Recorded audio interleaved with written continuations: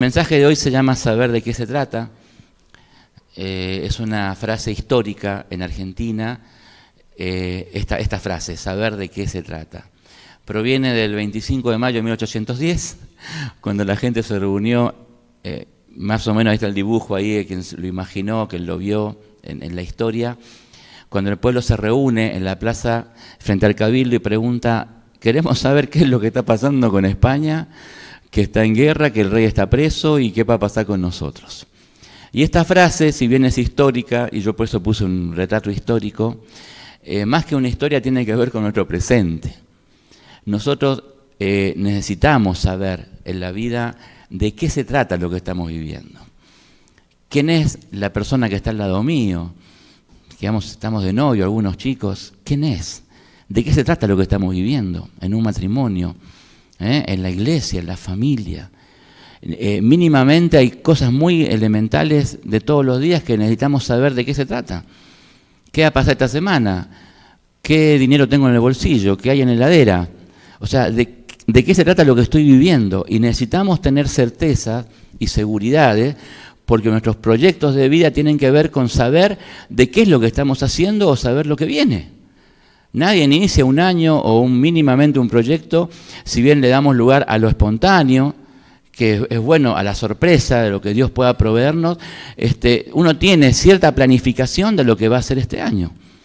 Los que se vinieron acá a estudiar ya están llegando, hablaron con su familia, se despidieron y dijeron, mamá, papá, este año voy a hacer esto. O sea, tenemos que saber de qué se trata para poder planificar y eso nos da cierta seguridad y tranquilidad en lo que estamos haciendo. El gran problema en la vida es cuando la realidad se nos da vuelta y no tenemos idea de qué se trata lo que nos está pasando. ¿Sí? ¿No sé si alguna vez lo viviste en tu vida esto?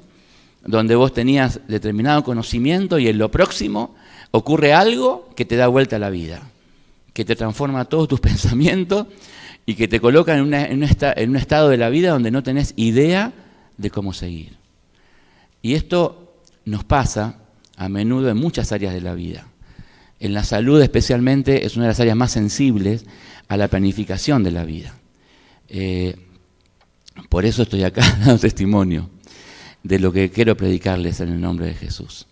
Porque yo tuve que hacerme un análisis que venía postergando, porque los hombres especialmente, soy embanderado de eso y equivocadamente, los hombres nos creemos muy fuertes, creemos que todo va bien, que nuestro cuerpo responde, voy y vengo y todo el día ni me pongo a pensar si puedo o no puedo hacerlo, voy y lo hago. Quizá la mujer tiene otra sensibilidad, pero bueno, yo me siento esta parte, lo digo por mí mismo, no por el género del sexo masculino, pero yo me siento así como que voy y lo hago y listo. Y venía postergando un análisis que lo venía postergando con mucha negligencia. Y esto está mal, es un testimonio para que no hagan lo que yo hice, donde uno viene postergando y entre más se posterga mejor, ¿viste? Internamente. Yo pude haberme hecho un análisis que venía, que problema de la obra social, que un día tenía que ir y no pude, hasta que llegó el momento de ir, y vos aún en ese análisis que tenés que hacerte, planificás lo que van a hacerte, ya tenés idea de más o menos lo que te van a decir. Así me pasó a mí cuando me despierto del sueño en el que había sido inducido, y pregunto, le digo al médico, sí, yo tengo esto, y el médico, con toda ubicación, con toda su ciencia, me dice, no es lo que usted pensaba, es otra cosa. Y yo le abro los ojos, que ya estaba despertándome, ¿cómo que no es eso? No, usted tiene que ver urgente a un cirujano porque tiene esto, porque tiene el otro, porque puede ser muy peligroso, porque esto. Y ya, viste, cuando empiezas a escuchar y ya dejas de oír y te estás metiendo en una realidad para la cual no estabas preparado. Y de repente te aparecen las lágrimas, la intimidad, la soledad, y le preguntás a Dios, ¿cómo sigue todo esto? ¿De qué se trata todo esto? Porque el ser humano necesita saber de qué se trata. Y cuando no sabemos de qué se trata, empieza la experiencia que yo titulo así, la más gloriosa que un hombre y una mujer puedan vivir en este mundo, que es la experiencia de vivir por fe. Amén. De descansar en Él. De saber que Él está a cargo de todo, de saber que Él conoce todo lo que te pasa, que tus células que los médicos quieren saber si son malignas o benignas, ya Dios las conoce. Porque la Biblia dice que los cabellos de nuestra cabeza están contados. Y que todo lo que pasa en este mundo es conocido por Él. Entonces yo puedo descansar en Él, que todo lo sabe, aunque yo esté de este lado sin tener idea de lo que está pasando. Y tengo que recurrir a un análisis y saber qué es lo que me van a decir, y con eso planificar, y con eso entender cómo sigue la historia de tu vida. Y saber, por otro lado, que tu vida y la mía, nuestra historia, depende de un hilo muchas veces. Y a veces uno cree que no.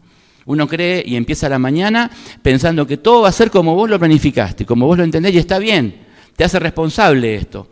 Pero también sabemos que la vida, como dicen muchos, como decía la abuela, depende de un hilo. Y no sabemos en qué momento la realidad se te da vuelta. ¿Estamos preparados para eso? Sin duda que no. ¿Nos prepara Dios para eso? Sin duda que sí. Y es cuando uno tiene la experiencia de vivir por fe. Y en esta noche yo quiero llevarte a recorrer esta experiencia. Estamos orando y estudiando y meditando en el libro de Hebreos, capítulo 11, los héroes de la fe, que muchos le llaman, héroes y herederos de la fe, de la gloria de Dios. Y hoy nos toca ver un poco a Noé, la historia de Noé. La historia de Noé, y no es que me desenganche lo que venía diciéndole, pero vamos a relacionarlo para que Dios nos hable en esta noche a nuestra vida, porque esta parte de la historia la conocemos, la hemos leído, la hemos visto en películas. Hay estudios científicos que hablan de lo que Noé vivió en aquel tiempo con el arca de Noé. Noé es conocido por el arca, ¿no? Por todo lo que Dios le mandó a hacer. Y esta historia tiene que ver con nuestra vida y es lo que queremos ver esta noche. Cuando Dios lo destaca a Noé, dice ahí en versículo 11:7 de Hebreos, lo tenemos ahí, por la fe, héroe de la fe, lo que es la galería de los hombres de la fe, cuando fue advertido por Dios acerca de cosas que aún no se veían, con temor preparó el arca en que su casa se salvase. Y por esa fe condenó al mundo y fue hecho heredero de la justicia que viene por la fe, heredero de la justicia. Y nos vamos también a Génesis para completar un poco lo que Hebreos dice y conocer un poquito más de lo que habla de la historia de Noé. Y dijo Jehová, estamos leyendo el capítulo 6 de Génesis, y dijo Jehová, raeré de sobre la faz de la tierra a los hombres que he creado, desde el hombre hasta la bestia y hasta el reptil y las aves del cielo, pues me arrepiento de haberlos hecho. Pero Noé, atento a lo que se subraya ahí, halló gracia ante los ojos de Jehová. Noé, varón justo, era perfecto en sus generaciones, con Dios caminó Noé. Esto está extraído de los versículos 7 al 9. Y Dios le dijo a Noé, hazte un arca entonces de madera, y lo hizo. Así Noé hizo conforme a todo lo que Dios le mandó. Y por último el versículo 8, capítulo 8, versículo 1, y se acordó Dios de Noé. Este tiempo histórico de Noé también lo encuentra con una realidad en la cual él se podía preguntar de qué se trata. Porque Noé llevaba una vida en santidad, una vida en obediencia, una vida donde la palabra destaca que Dios caminaba, que él caminaba con Dios, Dios lo acompañaba y lo guiaba en su vida. Y uno lleva una vida con Dios que sostiene desde los hechos de la decisión, que es difícil. Llevar una vida de fe en obediencia a Dios en un mundo que va a contramano no es una tarea fácil. Poner la otra mejilla no es para cualquiera. Servir a quien a veces no te responde no es para cualquiera. Ir la segunda milla, como Jesús nos enseñaba, no es para cualquiera, sino para aquellos que confían en Dios, porque saben que la recompensa no viene de los hombres, sino que viene de Dios. Entonces no me importa lo que los demás digan, lo que los demás me entretengan o tenga que hacer, yo no hago las cosas por compensaciones. Así tiene que ser. A veces uno en la vida se encuentra con esta disyuntiva, ¿no? Donde uno escucha a la gente que dice, yo hago mucho pero recibo poco. Reproches en todos los ámbitos hay, porque uno cree que hay una equivalencia en lo que yo doy, en lo que yo entrego y en lo que tengo que recibir. Y está bien, uno tiene que pedir por eso. Pero en el reino de los cielos no siempre es así. A veces damos y no recibimos nada. De hecho, el libro de Hebreos 11 relata un montón de héroes de la fe que se mantuvieron dando lo mejor y recibieron respuestas totalmente contrarias a lo que se podría esperar recibir. ¿Acaso en algún momento de la vida a mí me pasó de cansarme de ese estilo de vida pensando que la respuesta venía de los hombres? Y no, lo aprendí en el ministerio pastoral de que lo que yo hago viene de parte de Dios la recompensa. La cosecha es de Él, no es de las personas. Esto lo digo para animarte a que no bajes los brazos, a que sigas adelante, a que sigas marcando diferencias y mostrando, aunque todo tu contexto no lo haga, mostrando vos lo que Dios tiene en tu vida. Mostrando vos lo que vos tenés para Dios, sin importar lo que los demás te digan, lo que van a pensar, lo que van a decir. Porque la iglesia de Dios que está hecha por personas, compuesta por personas, a veces ocurre esto, que la gente se cree con privilegios por determinada etapa de su vida. ¿Cómo me van a decir a mí lo que tengo que hacer? Lo he escuchado muchas veces. El hombre de Dios, si algo tiene en su historia de vida, en su entrega a Dios, es la humildad de recibir lo que Dios tiene. Por eso cuando Dios lo elige a Noé, ve un corazón dispuesto. Dios, atento con esto, nunca te va a dar un desafío si no ve tu corazón dispuesto para poder obedecerle. Porque Dios no va a colocar una carga más grande de la que puedas llevar. Y por ende, si Dios te está desafiando y te está hablando, aunque vos consideres que te faltan fuerzas, Él te las va a dar para llevarlo adelante. ¿Amén? Gozosos en la esperanza. O sea, gozosos sabiendo que hay algo que espero y que Dios me va a proveer la posibilidad de llevarlo adelante. ¿Amén? Nosotros con mi esposa este año nos planificamos un poco este 2025 sin tener en cuenta esto. Y dijimos, vamos a hacer esto, vamos a ponernos de la mano de Dios, a poder concretar cosas que venimos esperando. Y de repente Dios te frena y te dice, pará, que tengo algo diferente. Y en esa sujeción está la bendición. Porque Dios tiene un propósito en todo lo que te pasa en la vida. ¿Amén? Amén. Entonces Noé, que lleva una vida así, recibe una orden de Dios. Y mirá, la verdad que tendríamos que profundizar esto y estaríamos horas, quizá para hacer un taller, ¿no? Pero la gracia de Dios acá, uno podría, obviamente, no entenderla. ¿Cómo es que Dios se arrepiente de haber creado a la humanidad y en esa etapa de la historia? Es un tema para darle a un teólogo como el pastor Daniel que nos pueda ministrar sobre esta realidad de qué fue ese tiempo de Dios y esa decisión. Lo cierto y maravilloso es que la gracia de Dios nunca deja de estar con aquellos que le buscan de corazón. Y vos fíjate que Noé, en medio de ese contexto, halló gracia delante de Dios. Porque Dios todo lo ve. Puede ser que la vida se te haya dado vuelta y a lo mejor hoy en día te cuestiones dónde está Dios porque todo te va mal. Pero los ojos de Dios están mirando tu vida. Y Él sabe quién sos, te conoce. Desde que estabas en el vientre de tu madre, Dios sabe cómo es tu vida. Y lo que has pasado nunca fue indiferente a los ojos de Dios. Amén. Y Él, sabiendo que era Noé, lo elige para una tarea de salvación a la humanidad, a la creación, a lo que Él había hecho. Y dijo, Noé, esto se termina acá, hallé gracia en ti, y le da indicaciones de hacer una barca, como la hemos leído. Y un paréntesis de parte de Dios, digo esto, los hijos de Dios, por así decirlo, hemos construido una barca en nuestra propia vida. De hecho, cuando hablamos de la embarcación en el tiempo de Jesús, comparamos la embarcación con nuestra propia vida, ¿no? Y en esa embarcación que hemos construido con nuestra decisión de navegar en la fe puesta en Dios, ¿quiénes están en esa barca en tu vida, no? Noé construye la barca y mete a su familia. Serás salvo tú y toda tu casa, promesa de Dios en el Nuevo Testamento, ¿no?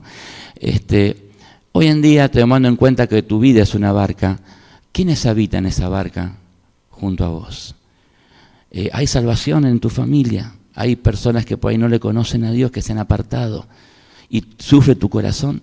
Es un tiempo de reflexión, porque dice la palabra de Dios que tu fe, amén, la fe puesta en Dios hará milagros, maravillas con aquellos que no le conocen, porque Dios te va a usar a vos.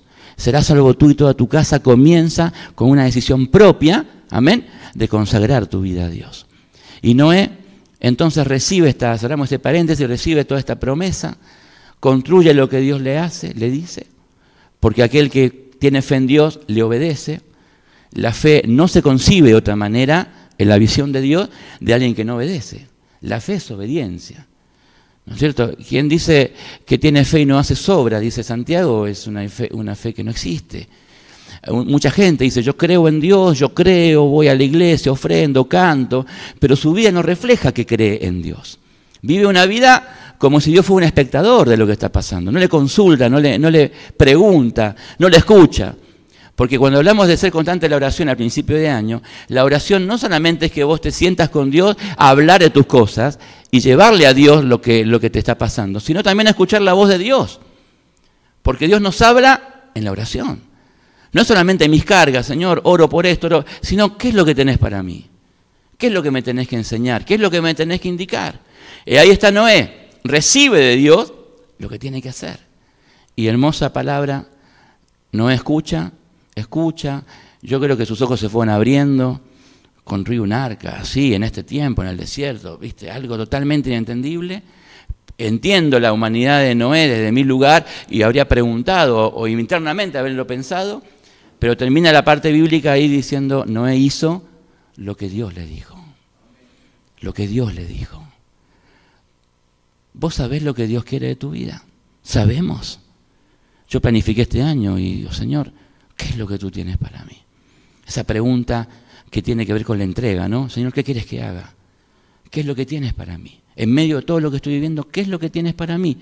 Y ahí está lo que produce la fe. La fe produce dos cosas, según Hebreos 11:1. Produce certezas y ¿qué más? Y convicciones. La fe en Dios no es un cuadro lindo para pegar a una pared. Te da estas dos cosas para que enfrentes la vida todos los días. Certeza y convicción. Certeza, seguridad, tranquilidad, aunque no entiendas nada. Y convicciones, yo decía en la mañana que la diferencia entre una convicción y una opinión son notables. A veces parece que fue lo mismo. Una convicción y una opinión son dos cosas diferentes. Una opinión es lo que yo sostengo de algo. La opinión que todos tenemos que tener de lo que estudiamos, de lo que leemos, y tenemos derecho y podemos realmente dar una opinión de algún tema. Pero una opinión es lo que yo doy, es lo que yo sostengo, y una convicción es lo que me sostiene a mí. Son dos cosas distintas. ¿Qué convicción te sostiene frente a la tormenta de la vida? ¿Dónde estoy parado? Porque las tormentas que Dios permite no son para que vos puedas solamente orar y buscar a Dios, sino para ver el Dios que te sostiene. El Dios que te sostiene aparece con más visibilidad en los momentos de tormenta. No es un fantasma, como decían los discípulos, es un fantasma, no. Es el Jesús que camina sobre las aguas, que se sube a tu barca y te lleva al puerto seguro. Y eso lo vivimos en los tiempos de prueba. Noé lo hizo así, fue un instrumento de Dios. Y lo hermoso que después de toda la tormenta, dice la palabra en 8:1, Dios se acordó de Noé y lo fue a buscar. Las promesas de Dios se cumplen en el tiempo que Él disponga y no se olvida Dios de lo que te prometió. Él lo va a cumplir. Amén. Eso forma parte de la convicción que tenemos. Y viendo esto, en los tiempos bíblicos, Jesús va a hablar de esto a la gente. Porque ahora salimos un poco de la historia y nos metemos en nuestra realidad de todos los días. Un Jesús que camina y enseña la palabra. Jesús veía a la gente como ovejas que no tenían pastor, no tenían ni idea dónde estaban parados. Donde había un milagro la gente iba. La gente creía que había milagros en el agua y la buscaba el agua. La gente, como en los tiempos que también vivimos hoy, la gente sigue donde hay una necesidad, busca una respuesta. En las vacaciones nos pasó con mi familia que íbamos con el auto por la ruta y yo iba a pasar una camioneta. Cuando me fijo, la camioneta en la parte de atrás tenía un ploteado, así muy grande, tenía a Gauchito Gil, a la Virgen María y a un Jesús representado, ¿no? O sea, los tres es lo mismo.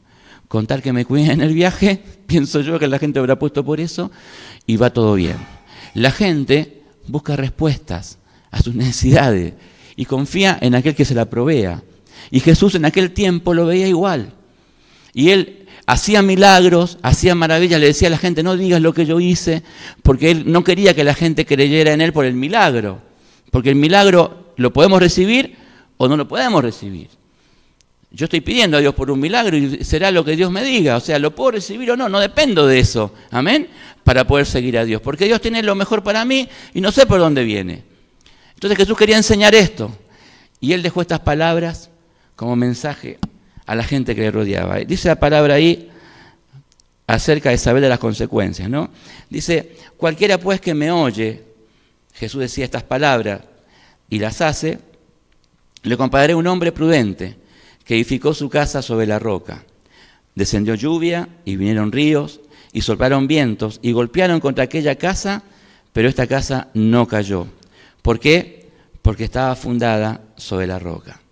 Pero cualquiera que me oye estas palabras y no las hace, le compararé a un hombre insensato que edificó su casa sobre la arena y descendió lluvia y vinieron ríos y soplaron vientos y dieron con ímpetu contra aquella casa y ésta cayó y fue grande su ruina. Esta palabra, la podemos leer, ¿no? Ahí estaba. Esta palabra Jesús la da para que la gente entienda de qué se trata la vida en Cristo. No es lo que la gente por fuera rodea al Evangelio. Es muy simple. Es una relación personal con Dios, donde yo entrego mi vida a Dios y le obedezco. Y no me aparto de lo que Él me dice. Aunque vengan lluvias, aunque vengan tormentas, aunque venga lo que venga. Estos días, yo si pudiera cantar, la cantaría, si no se habría pedido a los músicos, pero consideré que Dios la va a tener para otro tiempo, una canción, donde un cantante, yo la puse ahí en los tiempos de crisis, donde estuve orando y clamando a Dios, y decía, no caeré, aunque sople el viento, aunque el fuego, porque estoy edificado en la roca.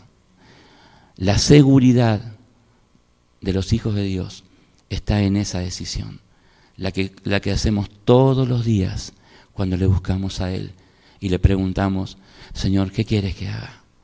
Esa seguridad te va a sostener en todos los momentos de la vida.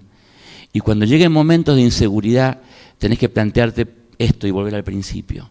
Si hay decisiones que no te dan tranquilidad a lo que vas a decidir, si hay decisiones que tenés que tomar donde no tenés idea para dónde seguir, no te guíes tanto por lo que te dicen los demás, aunque es bueno pedir un consejo, escuchá la voz de Dios, rendite a los pies de Dios, porque es la manera de evitar las consecuencias fatales de alguien que desobedece a Dios.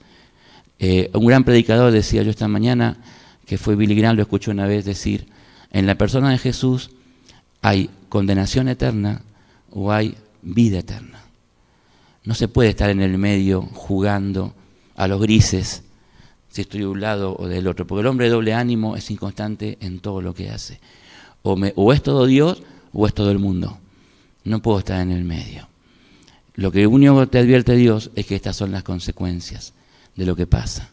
Esto Jesús lo dijo a la gente que le rodeaba, y ya voy terminando, y también el apóstol Pablo habla sobre un consejo a los cristianos en los tiempos que vivimos. Vamos a leer ahí, por último, Efesios 5, del 15 al 18. Y cuando yo leo este versículo, lo vamos a leer y parece que fuera el cierre del mensaje. De un Dios que nos dice, mirad pues, es como que ese pues dijera, después de todo lo que escuchaste, bueno, mirad pues, con diligencia cómo andéis, no como necios, sino como sabios, aprovechando bien el tiempo, porque los días son malos. Por tanto, no seáis insensatos, sino entendidos de cuál sea, ¿qué cosa? La voluntad del Señor. Y el consejo de Dios, no os embriaguéis con vino, no te llenes de lo que hay en este mundo, en lo cual hay disolución, antes bien, sed llenos del Espíritu Santo de Dios. Está como para terminarlo acá. Yo voy a decir 2 o 3 cosas más nomás y la voy terminando rápido. Es una conclusión de lo que hemos predicado y lo que hemos hablado en esta noche. Y lo que Dios te dice a vos. Mirá con atención la vida que estás llevando. No mires la vida con tanta superficialidad. Acá dice el embriagarse con vino, tiene que ver con eso, ¿no? De divertirme, disfrutar la vida, está bien. Nadie está hablando de que te encierres en un monasterio. La vida cristiana es una vida justamente de todos los días, pero así como Enoc, lo vimos la vez pasado, como lo hemos leído en Noé, que seamos personas que andemos con Dios, donde el Espíritu Santo nos guíe y nos sostenga, sabiendo que los días que vivimos no son buenos Y está profetizado por Jesús que la maldad aumentará como testimonio del fin del mundo. La maldad que estamos viviendo hoy no fue conocida ni ahí por nuestros abuelos. La maldad que hoy se ve, el vocabulario, la violencia que se mueve en la televisión, en los medios de comunicación, es vergonzoso. La maldad que vemos en las calles, las cámaras ahora que nos llevan a una realidad que a veces no veíamos, la violencia cuando chocan, cuando discuten en las calles, los robos. Lo que estamos viviendo hoy es la maldad desatada en un mundo que tiende hacia el fin, a los tiempos de Noé, donde todo se va a terminar. Y ahí estamos los hijos de Dios. ¿Qué hacemos en ese tiempo? ¿De qué se trata nuestra vida en esos tiempos? ¿Marcamos diferencias o somos uno más de la corriente?